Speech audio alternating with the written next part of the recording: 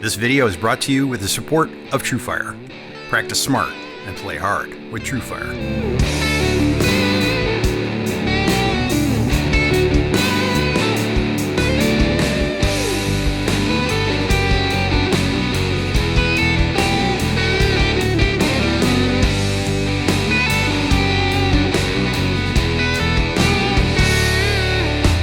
Hi, this is Keith Williams from 5 Watt World, where we're interested in helping you get the most music from the least gear.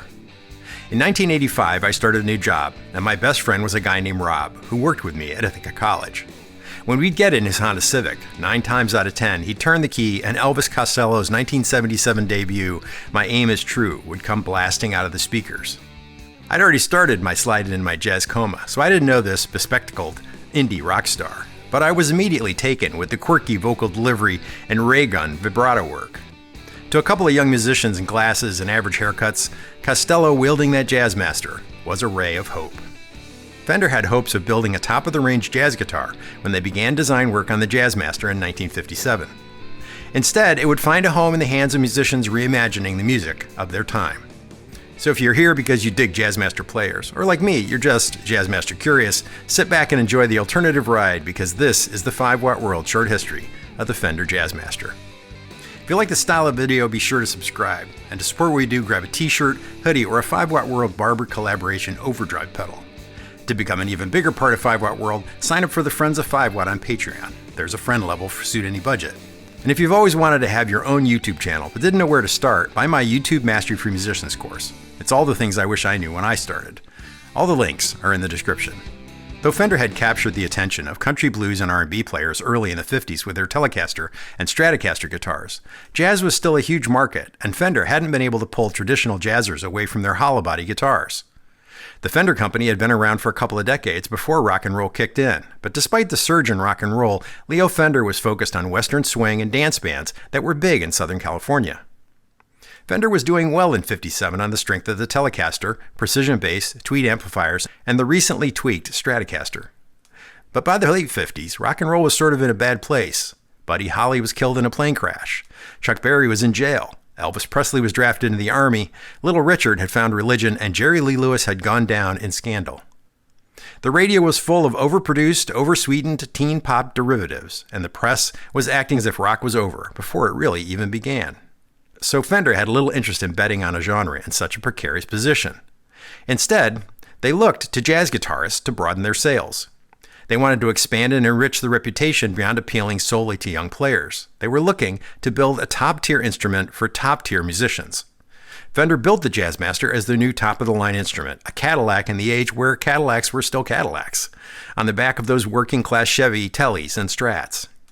But despite this grainy photo of Joe Pass playing a Jazzmaster, the guitar never caught on with its intended audience. The guitars can certainly produce traditional jazzy tones, but Leo had wavered from the way he developed guitars in the past. He was famous for working directly with players on the early guitars and basses, often showing up at gigs and thrusting the instruments into the players' hands on the bandstand. I've read that as he neared completion of a prototype, he'd spend as much as 50% of his time traveling out to venues to get guitarists' input. But there are no such stories floating around about the Jazzmaster. Jazz guitar was a world away from Fender in Southern California, centered on the East Coast at the time, and was the domain of big-body, archtop guitars and Ampeg amplifiers. Fender wanted to take a bite out of the market share that Gibson seemed to own, and so they designed a more affordable, modern, solid-body electric guitar that they hoped would nudge out the expensive and more fragile hollow-body instruments.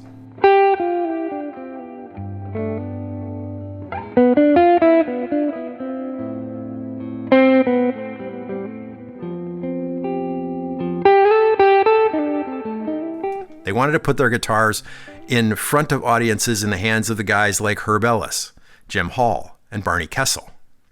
But Fender's hopes of reaching the jazz market failed completely. Jazz players just weren't looking for the new style of guitar.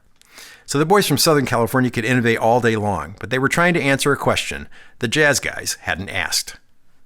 The Jazzmaster was a departure in many ways from previous Fender guitars. It had some Fender family traits, but it didn't look an awful lot like a Stratocaster, and it didn't look anything like the venerable Telecaster. Stretched and offset, its alder body was longer and heavier because of the increased size. The offset waist was specifically designed to make the guitar balanced while seated, as jazz guys often were. We'd see the design element again in the jazz basses 2 years later. The Jazzmaster horns were less pronounced, and the pickguard was correspondingly more angular than the gentle curves of a Stratocaster.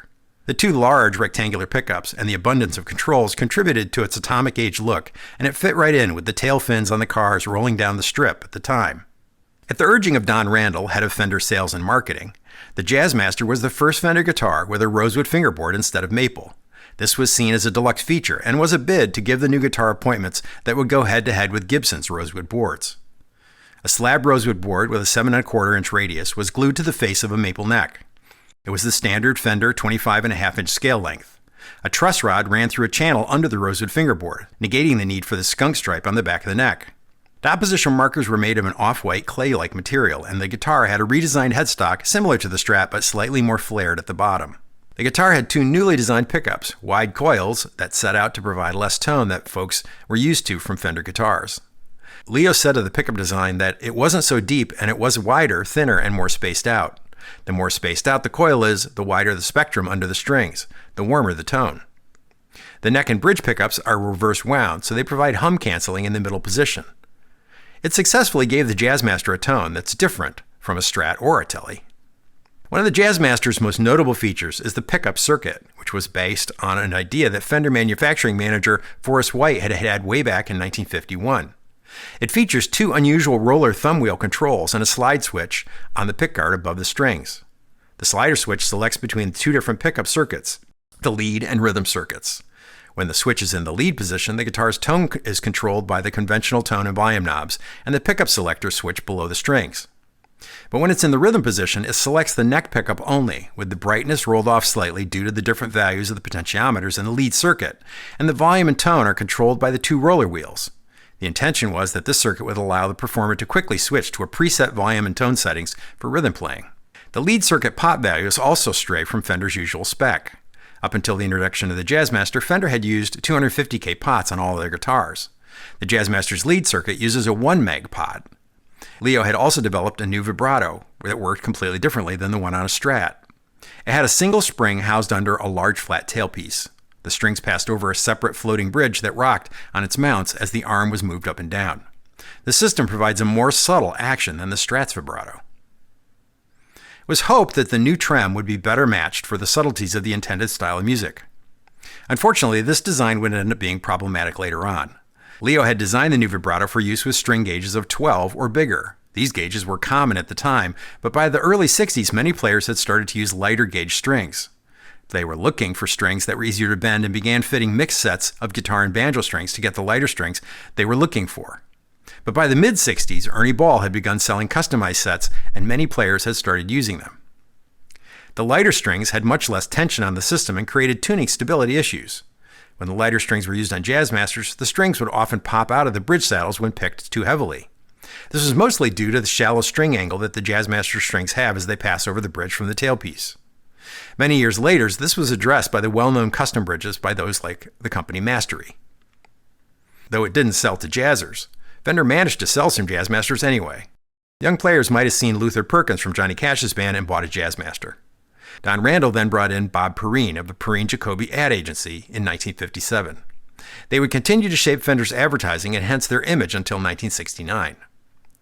The Jazzmaster was heavily featured in Fender's late 50s ad campaign, You Won't Part With Yours Either. Perrine's ad campaign showed Fender guitars draped around the necks of skydivers and motorcyclists.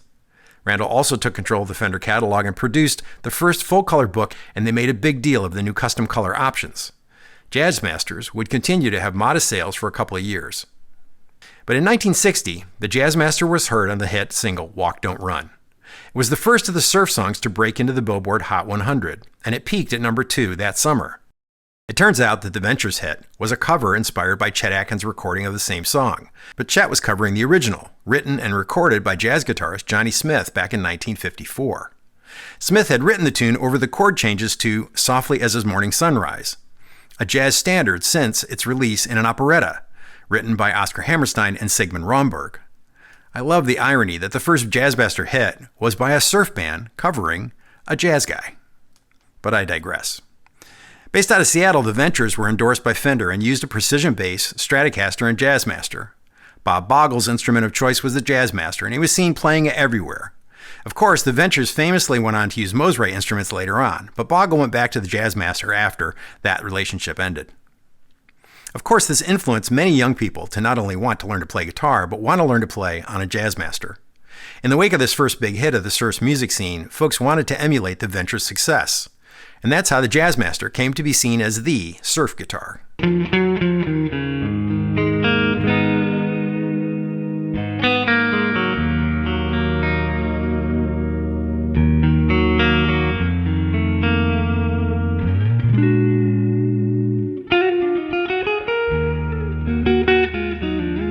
It wasn't in the smoky jazz clubs of New York and Philadelphia where it had found its home, but rather in the reverb-soaked instrumentals blasting out of the radios on beaches and in cars everywhere. Soon, young players would hear Wayne Moss twang away on a Jazzmaster on Roy Orbison's "Oh Pretty Woman." And gospel and soul band leader Pop Staples used a Jazzmaster in the 60s and 70s for recording with the Staple Singers, where he'd had a Stratocaster pickup added between the stock pickups. The Jazzmaster first appeared in ads during the summer of 1958. In those ads, it showed a rosewood fingerboard, but unlike later production models, the old walnut plug is still visible in that prototype. The guitar was on the July price list, listed just in time for the summer trade shows. It listed a Jazzmaster with vibrato and dual pickups for $329.50. And interestingly, a non-vibrato version for $299.50. This last bit remains a mystery in Fender history, as a prototype of the non-vibrato Jazzmaster has never surfaced, and of course, none were produced or sold. There was also a maple prototype built with desert sand, blonde body, black pickguard, and pickup covers, and telly-style dome knobs. For context, in 1958, a Stratocaster with vibrato listed for $275.50, and a Telecaster listed for just $199.50. The Jazzmaster had a gold anodized aluminum pickguard, like on a Precision bass, Music Masters, and Duosonics of the era. There was a new three-tone sunburst finish with black, then red, fading to a yellow in the center. The earliest runs used a red paint that was susceptible to fading with exposure to the sunlight. So over time, these earliest guitars often fade into almost two-tone bursts. There was a long plastic tip trem arm, and a Strat-style control knobs, and a chrome bridge cover completed the look. I've been using TrueFire for years, so they're the perfect partner for 5-Watt World. Like a lot of guitar players, I'm interested in all kinds of music. TrueFire always has something to scratch the itch I have for learning more about guitar. To take full advantage of the variety, I've always subscribed to the All Access Pass, which lets me use everything in the TrueFire catalog. As a viewer of 5-Watt World, you can get an exclusive 50% discount on the All Access Pass, or you can get 35% off any course in the catalog by using the dedicated links in the description. I've learned so much from TrueFire that I'm confident that you can too. Sign up using the links in the video description to support 5-Watt World and get some great lessons at the same time. Practice smart and play hard with TrueFire. I'd like to thank TrueFire for their support in making this video. Blonde finishes and other custom colors with gold guards were available as special order, but very few were made. In early '59, Fender moved to a nitrate plastic pickguard on the Jazzmaster, 4 layers of imitation tortoise on top with a sandwich of white, black, white underneath from then on till 1965. To help with shielding, a thin sheet of aluminum was shaped to fit the control cavity out into the pickguard. The three-tone sunburst would be the standard finish on Jazzmasters until the mid-1970s, and in the early 60s, custom color orders became increasingly popular. In July of '61, Fender Sales finally issued their first official custom color chart, showing 14 colors and mentioning blonde. Any of the 15 colors could be ordered for a 5% upcharge. The specifics of custom color finishes of Fender, the base coats and what they were sprayed over would be a book or a video unto itself. But likely, it's enough to say here that the custom colors became much more popular at the time of the Jazzmaster, and the variety of original custom color Golden Era Jazzmasters is a dizzying rainbow of cool.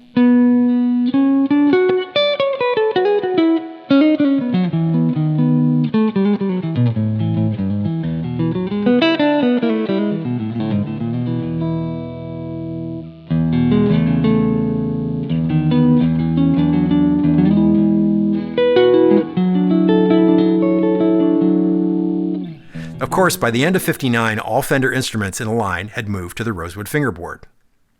My friend Zach Childs of Ask Zach YouTube fame confirmed that 1962 saw the completion of a transition from the slab boards to the curved or laminate boards. Leo believed that this construction method would help counteract the difference in expansion and contraction of the rosewood versus maple of the neck, which had been a problem on some of the slab board necks. It also no doubt saved on expensive rosewood that was used, and Leo was famously frugal. Also in '62, Fender moved to stamping an ink stamp date on the heel of the neck. By mid-'63, they'd gone to an even thinner curve of rosewood, and this style of construction lasted into the '70s. Some notable players used Jazzmasters in the '60s. Clapton used one briefly with the Yardbirds. Both Pete Townsend and Bob Dylan were captured with Jazzmasters. And Jimi Hendrix used one before and after the experience in 1966. 1965 saw binding added to the fingerboard, and the clay dot markers were changed to perloid.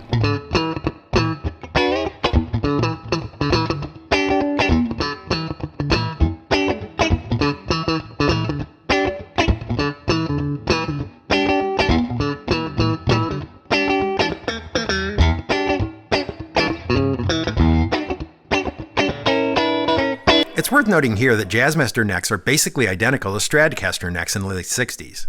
When Eric Johnson asked Fender to use binding on a rosewood version of his signature Strat, it was because he had seen a few examples where Stratocasters had left the factory with necks intended for Jazzmasters.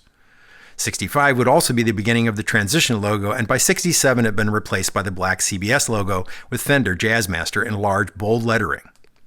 In '66, the perloid dots changed to perloid block inlays. The original headstock design lasted until mid-'67 as well. The headstock was then changed to the new larger headstock being used on a Strat at that time. From '58 to '67, the finish had been nitrocellulose, switching to polyester in '68. Always curious about the details, I double-checked with Dave Honorato at Dojo Guitar Repair in Atlanta, who confirmed for me that it was also '68 that the insulation on the wiring went from cloth to plastic. During the CBS years, the earliest guitars were 1- or 2-piece ash, where alder bodies were replaced with 3- and 4-piece bodies later. Confusingly, the Jazzmaster was somehow spared the change to the 3-bolt neck plate in the '70s that we saw in Strats and Tellys.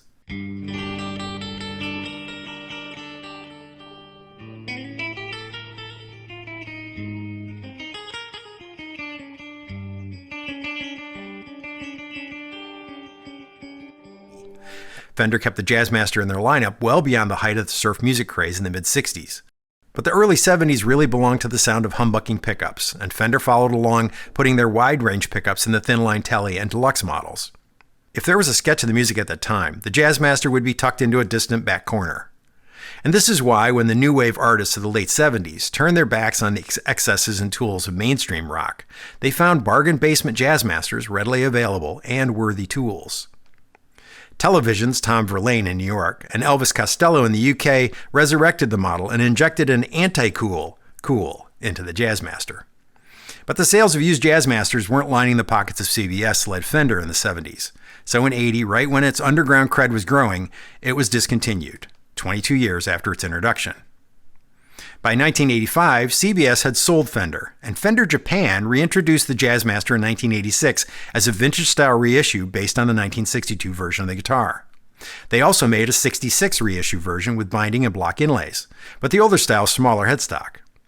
Those guitars were produced in Japan until 1999.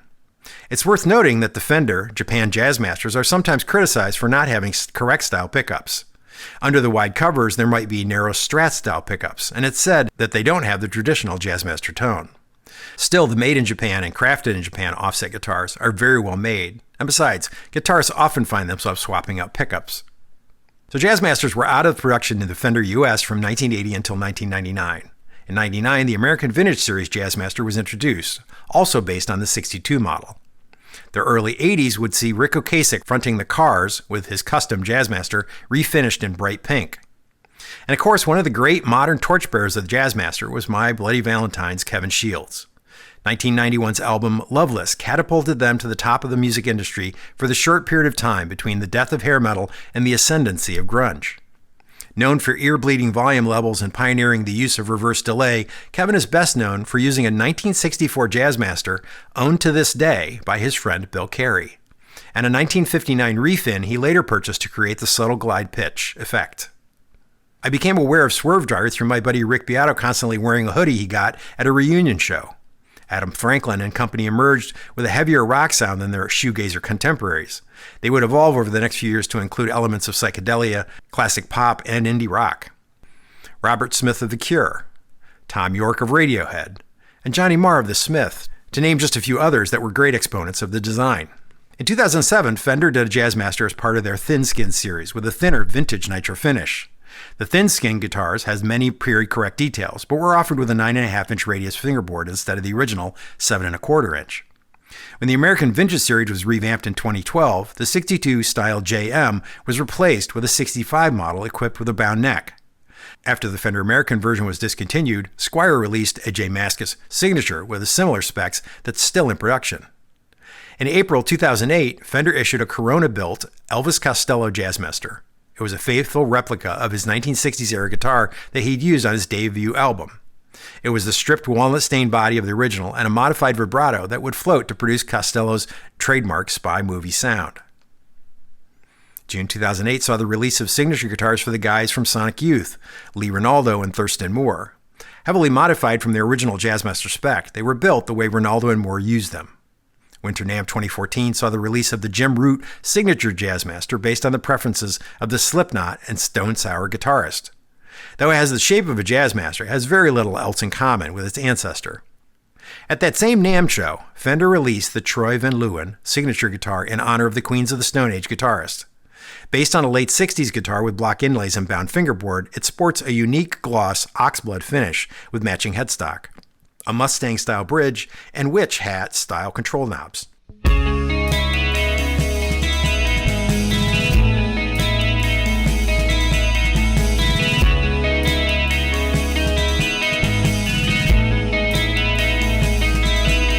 Fender offers a wide range of Jazzmaster reproductions at present, from Squier to Custom Shop.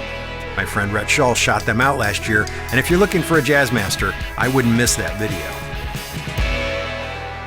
And it seems fitting to me to wrap up with Wilco lead and jazz avant-garde guitarist Nels Cline. Influenced by Sonic Youth, he started with a Jaguar and immediately fell in love with the shape, but the extra string length and meat of the Jazzmaster tone were the big sale. Shortly afterward, he was using them for both rock and jazz gigs. His main Jazzmaster is from 1959, and it's only by playing lots of other Jazzmasters that he's realized what an exceptional instrument it is. It has a deeply scarred black refinish worn through in many places, including behind the mastery bridge where he often plays. And interestingly, he uses GHS 12-gauge strings, a gauge that fits Leo's original design for the vibrato back when 12s were considered lights. I love how one of our current champions of the Jazzmaster is actually a jazzer who's equally comfortable on a rock or Americana gig, just like the Jazzmaster itself. So who's your favorite Jazzmaster artist?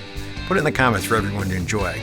If you like this video, you'd probably enjoy my short history of the Fender Jaguar. If I missed your favorite Jazzmaster variant, or if you have your own Jazzmaster story, please share it in the comments for everyone. First, I need to thank my buddy David Barber of Barber Electronics fame for writing and playing the intro and outro music on the track. I really love having David play on the videos to remind us that these designers started out as badass guitar players. To celebrate the release of the video, David is using a limited edition of David's Exacta fuzz pedal based on a modified Ram's Head Big Muff, of course. See the links in the description for David's complete track and a link to grab one of the Exactas. I'd like to thank Zach Childs of Ask Zach YouTube channel for the depth of his Fender nerdiness that benefits us all. If you aren't already subscribed to Ask Zach, you should do that right now. I need to thank Rhett Shull and Carter Vintage for their permission to use playing clips of modern and oh so beautifully vintage Jazzmasters. I once again need to thank the folks at Vintage Guitar Oldenburg for their permission to use a great playing clip of an excellent old guitar they had in stock. If you're interested in starting your own YouTube channel, check out my course, YouTube Mastery for Musicians. I want to thank everyone that stopped by the online store and grabbed some merch or a 5-watt World Barber Electronics Collaboration overdrive pedal. You keep the channel going. And in particular, I need to thank the Friends of 5-Watt on Patreon. It's the guitar community I've always wanted. You're all 5-Watt World, I just make the videos. If you enjoyed this video, hit the like button. And if you haven't subscribed yet, go ahead and hit that too. Thanks for hanging with me until the end. Until next time, I'm Keith Williams. Thanks for being a part of the 5-Watt World.